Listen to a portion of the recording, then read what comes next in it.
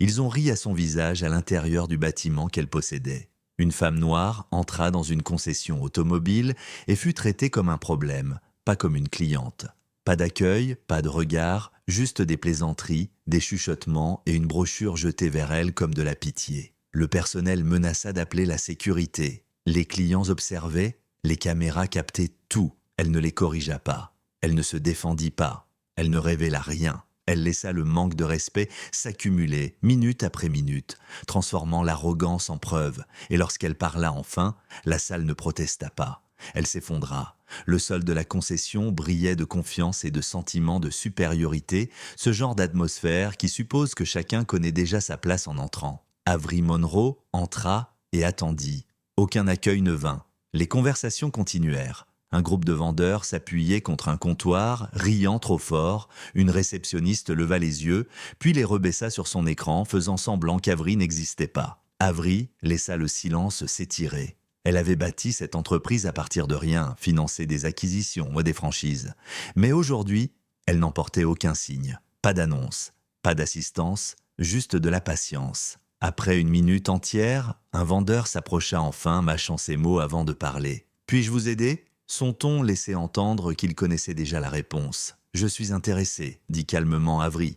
Il la balaya du regard avec dédain. « Notre inventaire est haut de gamme. Vous devriez peut-être regarder en ligne d'abord. » La première humiliation tomba discrètement. Avery hocha la tête. « J'aimerais voir des options. » Il soupira et désigna un présentoir de brochures. L'une d'elles glissa et tomba au sol. Il ne la ramassa pas. Commencez par là. Des rires éclatèrent derrière lui. La deuxième humiliation arriva plus vite. Une autre vendeuse se pencha, souriante. « Les discussions de budget ont lieu au bureau du fond, dit-elle, si vous êtes admissible. » Avery ramassa elle-même la brochure. « Je suis prête à discuter. » La vendeuse rit. « De quoi ?» Les clients à proximité firent semblant de ne rien entendre. Les caméras au plafond enregistraient tout. Avery s'enfonça davantage dans le showroom.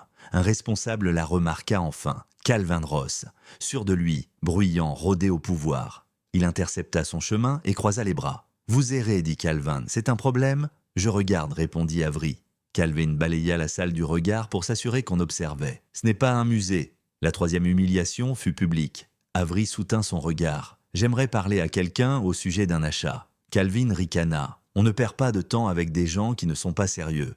Qu'est-ce qui vous fait penser que je ne le suis pas ?»« L'expérience, répondit-il, en souriant, et le bon sens. » Le sol de vente gloussa. Avery ne dit rien. Le silence dérangea Calvin. Il fit un pas en avant. « Si vous êtes ici pour causer des problèmes, je vous ferai escorter dehors. »« Par qui ?» demanda Avery. « La sécurité, répondit-il, faisant déjà signe. Un agent apparut, hésitant. Calvin éleva la voix. « Elle perturbe l'activité. » Les téléphones sortirent. Quelqu'un murmura. « C'est gênant. » Avery regarda l'agent. « Je ne pars pas. » Calvin rit. « Vous n'avez pas le droit de décider. » C'était la quatrième humiliation. Autorité affirmée, public attentif.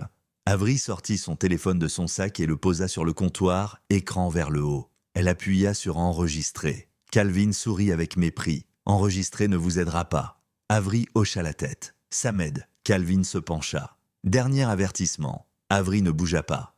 Calvin claqua des doigts. « Faites-la sortir. » L'agent hésita. « Monsieur, elle n'a pas. » Calvin le coupa. « Maintenant ?» Avery se tourna vers l'agent. « S'il vous plaît, ne me touchez pas. » Calvin rit encore. Elle dramatise. Avery inspira. « Je suis ici pour évaluer le service. » Calvin leva les yeux au ciel. « Vous êtes ici pour perdre du temps. » Avery parla enfin clairement. « Qui possède cette concession ?» Calvin sourit. « Le groupe. » « Quel groupe ?» Calvin fit un geste vague. « Au-dessus de votre niveau. » Avery hocha la tête. « Appelez-les. » La salle changea. Calvin hésita, puis sortit son téléphone, confiant. Il mit l'appel sur haut-parleur. Monroe Automotive Group. Calvin se redressa. « Ici Calvin Ross, site du centre-ville. Nous avons une personne perturbatrice qui refuse de partir. » La voix marqua une pause. « Avery Monroe est-elle présente ?» La salle se figea. Calvin cligna des yeux. « Quoi ? Avery Monroe est-elle présente ?» La voix répéta. Avery avança. « C'est moi ?» Les téléphones se levèrent de plus haut. Le visage de Calvin se vida de sa couleur. « Ce n'est pas possible !» La voix se durcit. « Mademoiselle Monroe possède ce site. » Tous les sites, Calvin, reculez. Le silence s'abattit sur le showroom. Avery regarda Calvin. « Vous avez été enregistré pendant 32 minutes. » Calvin balbutia. « Je ne savais pas. » Avery secoua la tête. « C'est justement le problème. » La voix continua. Retirez immédiatement l'accès au sol de vente. Suspendez la direction. Avery se tourna vers les vendeurs qui avaient ri plus tôt. Vous avez tous participé? Personne ne parla. La sécurité arriva non pour faire sortir Avery, mais pour sécuriser les bureaux. Les clients observaient pendant que les cartes d'accès étaient récupérées. Les téléphones vibraient, les messages fusaient. En quelques minutes, des courriels furent envoyés. Licenciement traité, suspension enregistrée. Calvin resta figé, les yeux fixés au sol. Avery se tourna vers lui une dernière fois. « Vous jugez la valeur sans vérification. » Calvin murmura. « Je suis désolé. » La voix d'Avery resta égale. Les excuses ne réparent pas les systèmes. Elle se tourna vers le personnel restant. « La formation changera. La surveillance sera constante. Le respect sera non négociable. » Aucun applaudissement ne suivit, seulement la compréhension. Avery marcha vers la sortie. À la porte, elle s'arrêta. « Je ne suis pas venue incognito pour piéger des erreurs, » dit-elle sans se retourner. « Je suis venue voir la vérité. » Elle partit. Derrière elle, la moitié du personnel faisait ses cartons.